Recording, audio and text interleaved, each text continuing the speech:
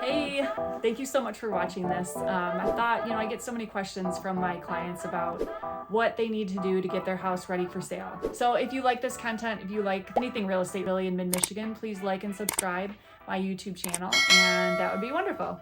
So what do you need to do to get ready to sell your house? Basically, the two most important things I tell people is cleaning and decluttering. I know that is like so boring, but it is literally one of the most important parts about getting your house ready for sale. So I just highly recommend, each room should have its own purpose. Living room should just have couch, chairs, maybe an area rug, coffee table, TV, and then just some decor items, and that's it. No stacks of books everywhere or, cluttery things on the cabinets, things like that. Try to clear everything off so it's just very simple. We want things to be as neutral as possible, so the buyers, when they walk through, they can picture their things there. I always tell my sellers that, and this is my own number, 90% of my clients cannot picture what that house could look like with their things in it. So we're trying to make your house look as neutral as possible so they can walk through and say, oh, this is so beautiful, and just it's clean and not cluttered. The cleaning makes a big difference too. So sometimes my clients will get a home cleaning business and come in and clean before showings start. So those are probably the two most important things. Once you have that done, some people ask me to come back in and we'll just go room by room and just help with staging things.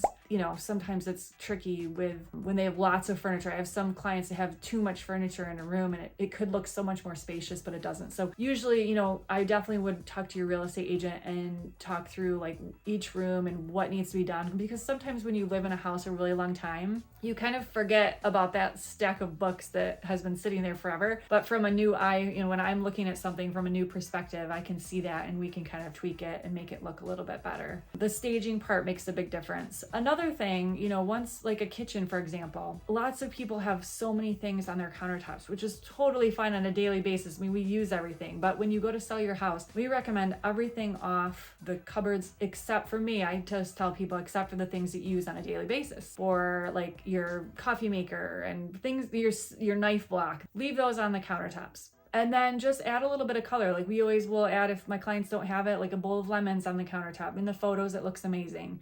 It'll have a matching dish towel with lemons on it. So it's kind of a matching thing. It adds a little bit of pop of color. So I usually with my clients will walk through each room and kind of add a little bit here and there if we need it. It makes a huge difference for photos. Same with bathrooms. Bathrooms are kind of boring, but if you've got like a little bit of color, maybe behind the toilet or on the vanity, it makes a big difference. Like something like these little green plants, they're so cool to have around. So anyway, so that makes a big difference, is the staging.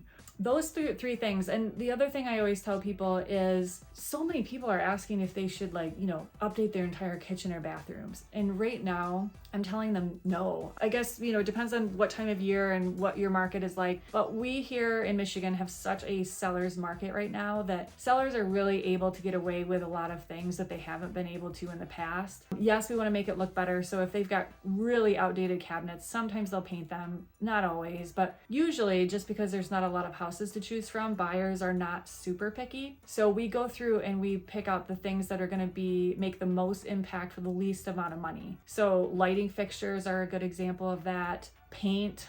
I had an example of one for sale by owner. I sold a house. They tried to sell by owner the year before and they listed it at $319,000, put it on the market by owner, didn't sell it, called me like a year later. I went in there and I gave them a couple tips. I had them paint one room. The first room you see when you walk in the house, it was like this light beige, light pink room.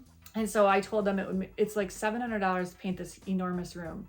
They painted it a very neutral color. We added a couple little things here and there, staged it really cute. I did all my marketing, listed it. We got multiple offers on that house and we sold it for $375,000. So they made $55,000 more for their house because we took the time to repaint that room, which made a huge difference. And then we took out some of their older like antique furniture, staged it, professional photography, videos, all that stuff. So made a huge difference. And they made $55,000 $50 more, and they were so happy. So I was so excited to be able to help with that. So those are the things that make a huge difference when it comes to getting the most money for your house. That's what I always tell my clients, is my job is to try to get you top dollar. Also, these little accent things here and there make a huge difference. Entryway. So as soon as you walk in, like curb appeal of your house, super important. When you walk into the door, you know, that cliche of people always saying, oh, they're going to make a decision if they like your house in that first 15 minutes. It's completely true.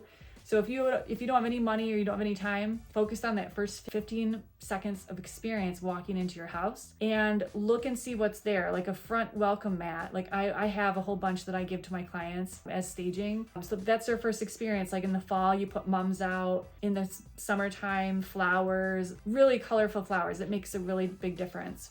And then when you walk into a front door, make it, you know, decorative and cute. And have the space open enough, because usually when buyers are in there, they're in with 2 buyers, maybe kids, plus their real estate agent. So you want that area open. So these are all the things I tell my clients to do. And, you know, in the bathrooms with vanities, sometimes people have like the old like wood vanities, and just putting like a couple coats of white paint makes a huge difference. It completely updates it. And then plus you put all these little accents on it, and it completely updated the space. There's also, you know, if you have some really ugly floors, rolled vinyl right now is sometimes looks so high end. And I have a particular one that I love that's at Menards. If you have a local Menards, it's like $1.20 a square foot or something like that. And literally I did a bathroom myself, and I'm not handy whatsoever.